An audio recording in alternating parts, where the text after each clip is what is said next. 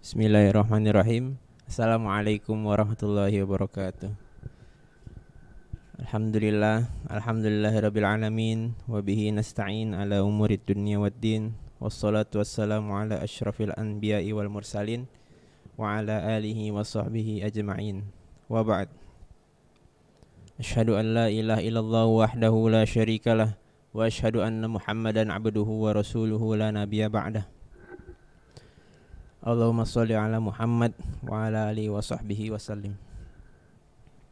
Alhamdulillah kita berjumpa lagi di hari Jumat. Mungkin beberapa pekan yang lalu kita sempat tidak berjumpa dalam kegiatan BTQ dan insya Allah pekan ini kita mulai lagi. Dan seperti biasa kita setiap BTQ itu akan mengulang bacaan sholat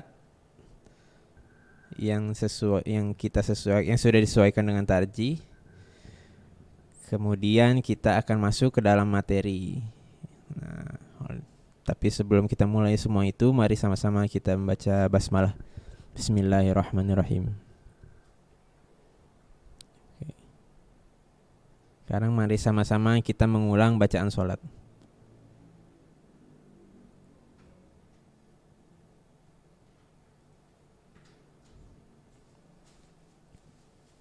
Oke, silahkan dilihat layarnya masing-masing. Ini ada doa iftitah. Oke, mari sama-sama kita baca doa iftitah. Bismillahirrahmanirrahim. Allahumma ba'id baini wa baina khataayaya kama ba'adta bainal masyriqi wal maghrib. Allahumma naqqini minal khataaya kama yunaqqas thawbul abyadu minad danas. Allahumma ighsil khataayaya bil ma'i wath-thalji wal barad. Mari kita ulang lagi. Allahumma ba'id baini wa baina khataayaya kama ba'adta bainal masyriqi wal maghrib.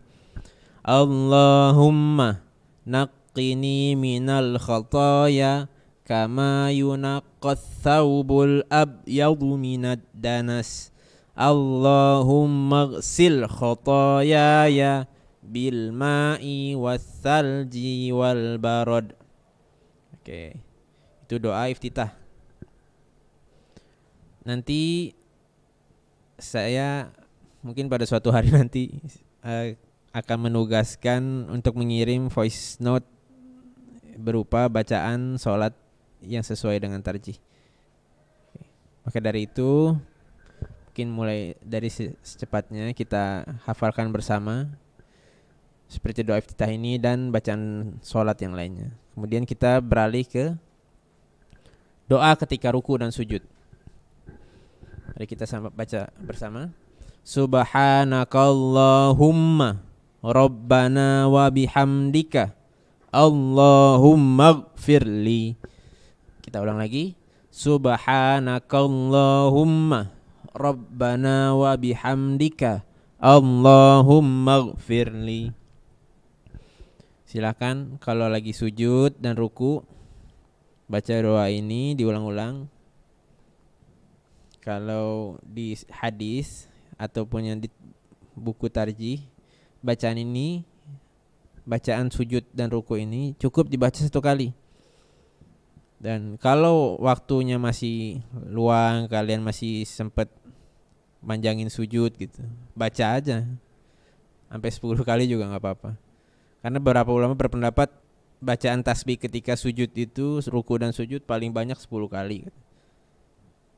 Dan pada dasarnya memang tidak ada hadis yang menentukan dan mengkhususkan berapa jumlah bacaan ruku dan sujud. Apalagi kalian ketika sholat sunnah, sholat qiyamul lail itu baca aja yang banyak. Apalagi dalam doa ini terdapat doa untuk mengharap ampunan Allah. Depannya kita mulai dengan tasbih subhanakallahumma Maha suci Engkau ya Allah. Rabbana, Tuhan kami, wa bihamdika, dan segala puji bagi Engkau. Allahumma gfirli, ya Allah ampunilah hamba. Itu maknanya seperti itu. Jadi silahkan dihafal dan dibaca ketika sholat. Oke, selanjutnya doa ketika i'tidal. I'tidal itu berdiri dari ruku. Mari kita baca. Rabbana walakal hamdu hamdan katsiran thayyiban mubarakan fi. Kita ulang lagi. Rabbana walakal hamdu hamdan katsiran thayyiban mubarakan fi. Oke, ini mungkin kurang common ya, kita terbiasa, ada teman-teman kita yang terbiasa membaca Rabbana walakal hamdu mil'us samawati atau mil'as samawati wa mil'al ardi wa mil'a ma syi'ta min syai'in ba'du. Nah, itu ada juga di buku tarjih. Tapi doa yang disepakati di buku tarjih yang hadisnya lebih kuat adalah doa yang kita pakai di sini, yang kita tampilkan di sini. Jadi nanti praktek sholat pun kalian diminta untuk menghafalkan doa yang ini. Jadi dihafalkan. Kita ulang lagi. Rabbana walakal hamdu hamdan katsiran thayyiban mubarakan fi. Oke, kita lanjutkan. Doa ketika duduk antara dua sujud.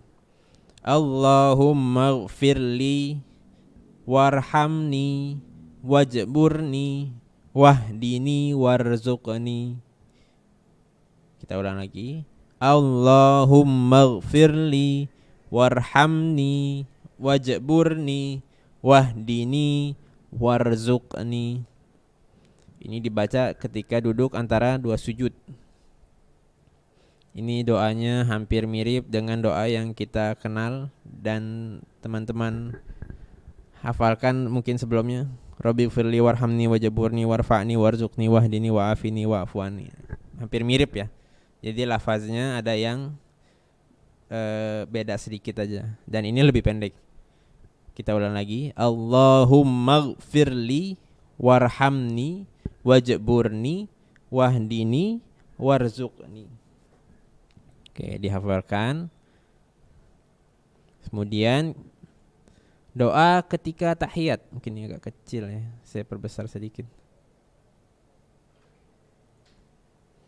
Oke. Semoga terbaca tulisannya. Oke, silahkan diperhatikan tulisannya. At-tahiyatu lillah was-salawatu wat-thayyibat. Kita ulang lagi. At-tahiyatu lillah was-salawatu wat-thayyibat. Assalamu alayka ayyuhan nabiyyu wa rahmatullahi wa barakatuh. Assalamu alayna wa ala ibadillahis salihin. Ashhadu an la ilaha illallah wa ashhadu anna Muhammadan abduhu wa rasuluh. Kita ulang lagi, sekali lagi. At-tahiyyatu lillah was-salawatu wat-thayyibat. Mungkin bacaan yang sisanya itu sama seperti bacaan yang kita hafal, yang sudah teman-teman hafal. Dan yang atas aja agak sedikit berbeda. Jadi mungkin kalau udah ngafal clue yang di atasnya, insya Allah bawahnya lebih gampang karena kita sudah pernah hafal. Oke, mari kita ulang yang di atas. At-tahiyyatu lillah was-salawatu wat-thayyibat. Assalamu alayka ayyuhan nabiyyu wa rahmatullahi wa barakatuh. Assalamu alayna wa ala ibadillahis salihin. Ashhadu an la ilaha illallah wa ashhadu anna Muhammadan abduhu wa rasuluh. Oke, kita lanjut. Itu doa, ini doa tahiyatnya. Kemudian setelah doa tahiyat kita membaca sholawat ketika tahiyat. Mari sama-sama kita baca. Allahumma salli ala Muhammad wa ali Muhammad kama sallaita ala Ibrahim wa ali Ibrahim wa barik ala Muhammad wa ali Muhammad kama barakta ala Ibrahim wa ali Ibrahim innaka Hamidum Majid. Kita ulang lagi, sekali lagi. Allahumma salli ala Muhammad wa ali Muhammad kama sallaita ala Ibrahim wa ali Ibrahim wa barik ala Muhammad wa ali Muhammad kama barakta ala Ibrahim wa ali Ibrahim innaka Hamidum Majid.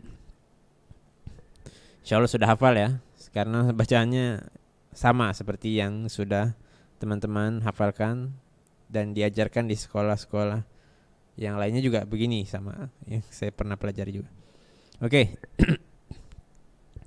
Alhamdulillah kita telah menyelesaikan mengulang hafalan bacaan sholat.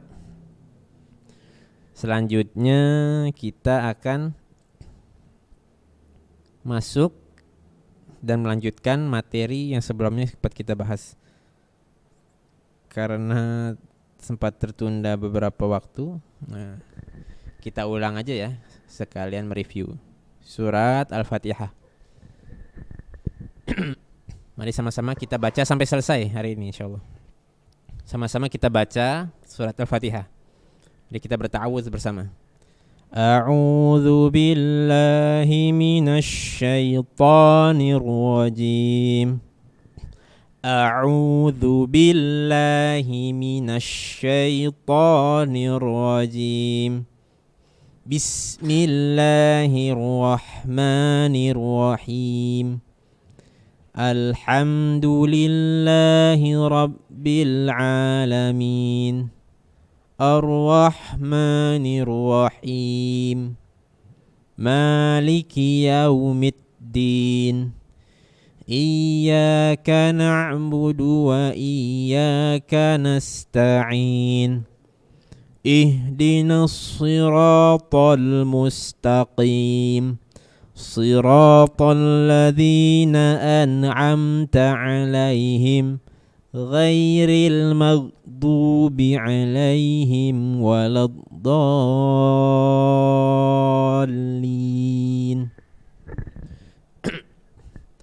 Oke, waktu itu sempat saya ajarkan ya, sempat saya review bacaan yang berharokat kasroh atau yang garisnya di bawah itu kan memiliki vokal sama seperti huruf I. Jadi membaca huruf yang berharokat kasroh, pastikan gigi kalian kelihatan seperti orang meringis dibilang. I, bismillah. Jadi vokalnya terdengar jelas. Seperti kalian membaca atau mungkin pernah ada berapa yang pernah belajar les atau kursus vokal gitu untuk nyanyi ya. Karena Al-Quran pun juga dinyanyikan. Rasulullah SAW pernah bersabda, tidak termasuk umatku orang yang tidak menyanyikan Al-Quran atau menadakan Al-Quran. Jadi kalau baca Al-Qurannya plus doang itu kayak nggak ada nadanya, kayak kita ngobrol. Nah itu Rasulullah nggak suka. Jadi biasakan membacakan Al-Quran dengan nada yang indah. Atau nada standar juga nggak apa-apa, yang penting ada nadanya. Oke, mari sama-sama kita ulang dari ta'awudz coba. A'udzu billahi minasy syaithanir rajim. Panjang pendeknya diperhatikan. A'udzu billahi minasy syaithanir rajim. Bismillahirrahmanirrahim. Alhamdulillahi rabbil alamin. Alhamdulillahi rabbil alamin. Ar-Rahmanir Rahim. Dari ayat 1 sampai ayat 3, dari lafaz basmalah sampai ayat ar-rahmanir-rahim, itu yang dominan adalah huruf ha. Ha yang dibaca tipis atau dia dikeluarkan semuanya dari kerongkongan ya. Haknya yang berbeda dengan huruf ha yang ada di bahasa kita.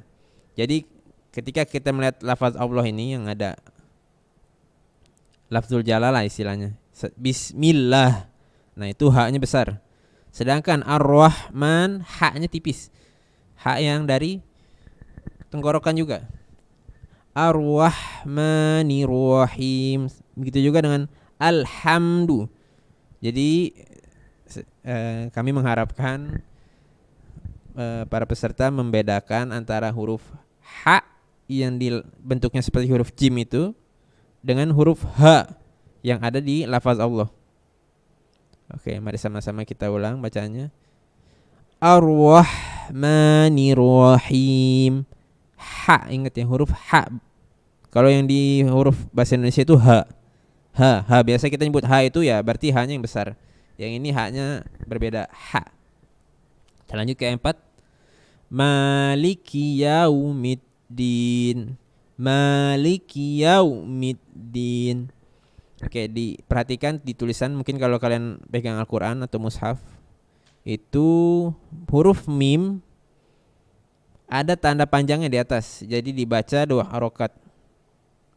Tapi selazimnya tidak ditulis dalam bahasa Arab seperti itu kalau mimnya 2 harokat atau ada tanda panjangnya. Karena yang ada tanda panjangnya biasanya ditambahin huruf alif belakangnya, jadi terpisah dengan huruf lam dan kaf. Saya nggak ada papan tulis ya. Ntar kalau ada saya tulisin insyaallah. Atau pekan depan mungkin pertemuan selanjutnya. Maliki yaumiddin, mimnya 2 harokat. Maliki yaumiddin. Kemarin sudah saya jelaskan semua akhir ayat surat Al-Fatihah itu adalah mad arid lisukun. Jadi karena bertemu dengan ujung ayat atau dia terletak di ujung ayat dan dia aslinya mad tabi'i yang dibaca 2 harokat, maka mad tabi'i itu berubah menjadi dibaca lebih dari 2 harokat. Seperti di surat Al-Fatihah semuanya kayak gitu. Alhamdulillahirabbil alamin, panjang. Ar-rahmanir-rahim. Jadi bedakan antara 2 harokat, mad tabi'i dan mad arid lisukun. Kemudian kita ulang lagi, maliki yaumiddin. Maliki yaumiddin. Dipanjangkan sedikit dinnya. Kemudian ayat 5. Iyyaka na'budu wa iyyaka nasta'in. Ya-nya bertasdid, ingat, ditekan. Iya bertasdid dan ada huruf alifnya di belakang. Jadi dibaca 2 harokat. Iyyaka na'budu wa iyyaka nasta'in. Jadi saya sering dengar tuh iyyaka na'budu, jadi nggak ditekan. Maka artinya bisa salah kayak gitu, berubah artinya. Kita lanjutkan ke ayat 6. Ihdinas siratal mustaqim. Ihdinas siratal mustaqim. Nah, perhatikan huruf ha yang di depan tuh. Itu haknya yang seperti kita baca sehari-hari. Ihdinas siratal mustaqim. Bedanya ha dalam huruf Arab itu yang bulat atau yang seperti ada di ayat 6 ini, di awal ayat itu lebih ditekan daripada huruf ha yang di Indonesia. Jadi beda-beda tipis lah sebenarnya, cuman lebih ditekan. Ihdinas siratal mustaqim. Ditekan juga karena kedudukannya yang sukun, jadi lebih terdengar hurufnya. Ihdinas siratal mustaqim. Oke, kita lanjut ke ayat 7. Agak panjang. Siratal ladzina an'amta. Siratal ladzina an'amta. Perhatikan di situ pertama huruf hamzah an. hamzah kemudian nun sukun. An'am. Siratal ladzina an. Jadi jangan kalian a-nya itu jangan keluar dari hidung karena dia huruf hamzah. Bedakan antara huruf hamzah dan ain. An'am. Nah, baru huruf keduanya ain. An huruf pertama hamzah, kedua nun, ketiga ain. An'amta. An'amta. Siratal ladzina an'amta alaihim. An'amta alaihim. Saya pernah temui beberapa anak SD lah, kelas 1 gitu. Itu bacanya mungkin karena hafal mereka dari sima atau mendengarkan gitu, listening dari imam-imam. Jadi dia mungkin belum kenal huruf Arab tapi udah hafal Al-Fatihah. Otomatis itu harus banyak dikoreksi. Mungkin teman-teman juga kalau masih ada yang hafal dari pendengaran. Nah, sekarang kan kita sedang belajar bacanya nih. Sedang belajar, kita breakdown satu-satu per ayat. Nah, kalau ada huruf yang salah, tolong yang hafalannya yang kemarinnya keliru diperbaiki, diulang-ulang terus makanya. Jadi saya pernah dengar bacanya siratal ladzina amta. Nah, di sini huruf mimnya cuman satu.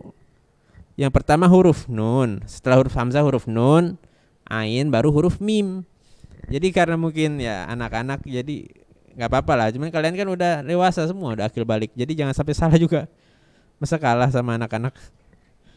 Oke, kita ulang. Siratal ladzina an'amta alaihim ghairil maghdubi. Di sini ada huruf gha berharokat fathah, kemudian huruf ya jadinya sedikit diayun. Ghairil maghdubi. Kemudian di lafaz al-maghdub itu ada huruf gha yang sukun. Ingat, huruf gha bukan huruf qalqalah, jadi jangan sampai kita pantulkan bacaannya. Ghairil mag. Di situ ada beberapa yang saya dengar tertukar bacaan, gha-nya dibaca qalqalah. Jadi mag. Nah, itu salah, ingat ya. Jangan mag. Jadi kita terbiasa dengan lidah atau pengucapan Indonesia ya, apa aja dipantulin. Dosen saya orang Mesir dulu marah banget. Orang Indonesia huruf semua dipantulin gitu. Sampai huruf yang bukan qalqalah, huruf yang enggak mantul aja yang susah dipantulin. Seperti huruf lam. Itu di lafaz surat Al-Fatihah yang ayat 2 alhamdulillah.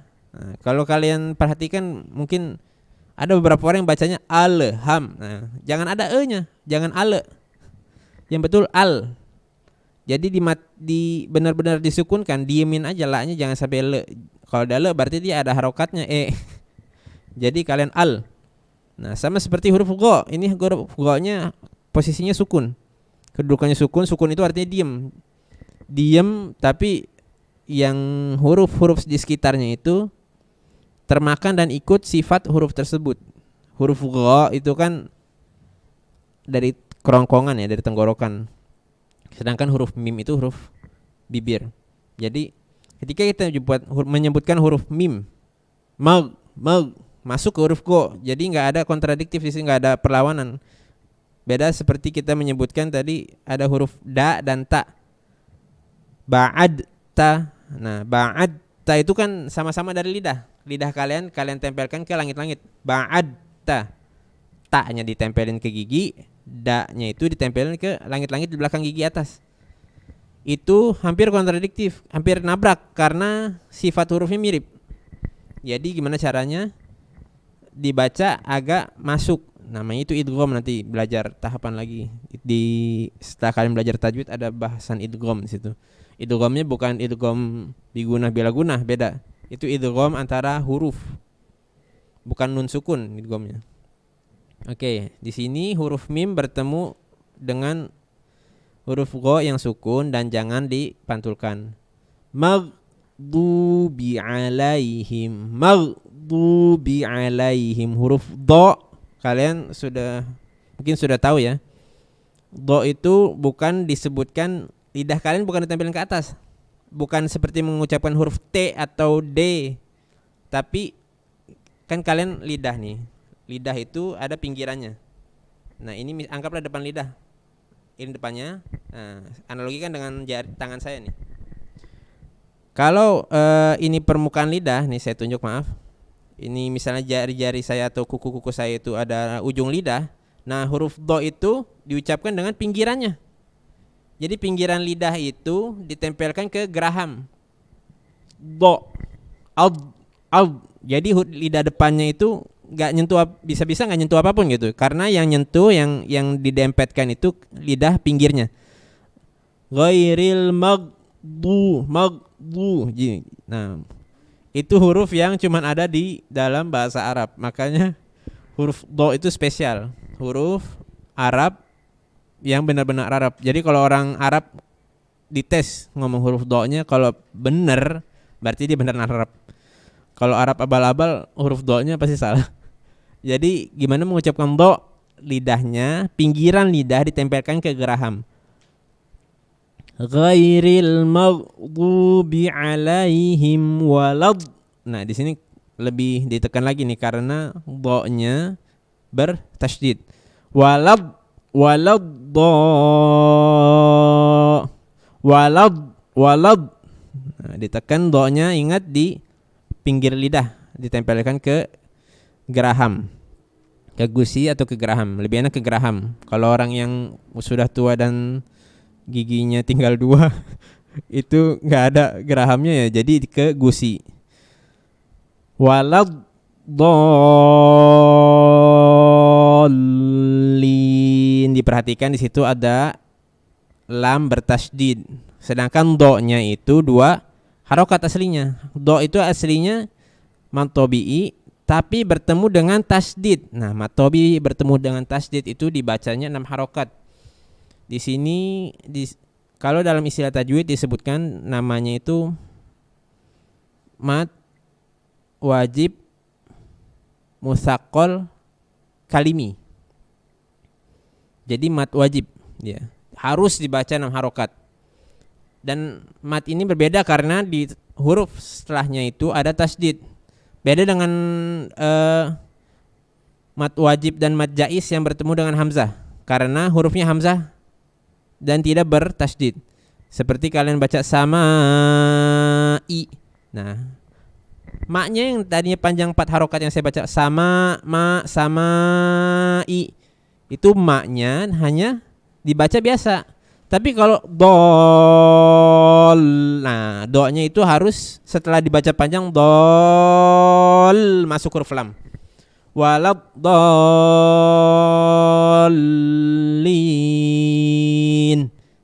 Dibaca lagi panjang, coba. Walad dolin. Harus 4 sampai 6 harokat. Malah ulama mewajibkan, rata-rata mewajibkan mad wajib musaqqal ini, mad musaqqal harf kalimi ini harus 6 harokat karena kedudukan hurufnya di situ Jadi huruf itu memiliki sifat. Jadi ketika dalam posisi mad musaqqal kalimi ini, do-nya atau huruf yang panjang itu benar-benar keluar sifatnya. Jadi kalian menyebutkan huruf do-nya itu harus benar-benar do gitu. Dan apalagi setelahnya ada huruf yang bertasydid. Kalau do-nya atau huruf sebelumnya nggak dibaca dengan sifat yang betul, kayak kalian baca walad do, nah itu ketahuan tuh. Dan kalian baca panjang, udah kalian baca buang napas capek-capek dan artinya salah. Jangan sampai kayak gitu. Oke, kita ulang lagi ayat terakhir. Siratal ladzina an'amta 'alaihim ghairil maghdubi 'alaihim waladdallin. Oke, ingat huruf atau ayat kata terakhir di surat Al-Fatihah ayat 7 itu ada hukum tajwid yang baru mungkin baru kita dengar, kita taunya mat wajib aja tuh ada tanda bendera di atas ya. Bacanya panjang bener. Tapi namanya mat wajib musakol. Musakol kalimi. Nah, silakan dibuka di buku-buku tajwid. Insya Allah teman-teman juga sudah banyak yang mahir tajwidnya. Dan mungkin hari ini kita cukupkan. Alhamdulillah untuk pembahasan pembacaan surat Al-Fatihah kita selesai. Mungkin kita bisa review di pertemuan selanjutnya.